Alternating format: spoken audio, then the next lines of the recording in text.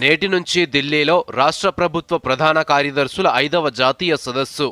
విద్య, నైపుణ్యాభివృద్ధి, క్రీడలపై ప్రధాని మోదీ అధ్యక్షతన భేటీ. ఉగ్రవాద నిర్మూలనకు ఉమ్మడి కార్యాచరణ అవసరమన్న అమిత్ షా. అన్ని రాష్ట్రాలు ఉగ్రవాద నిరోధక దళాన్ని ఏర్పాటు చేసుకోవాలని కేంద్ర హోంమంత్రి సూచన. గోదావరి, కృష్ణా జలాల అంశంపై మరోసారి ప్రెజెంటేషన్ ఇవ్వనున్న మంత్రి ఉత్తమ్. జనవరి 1న ప్రగతి భవన్ వేదికగా పీపీటీ, హాజరు కానున్న పార్టీ నేతలు.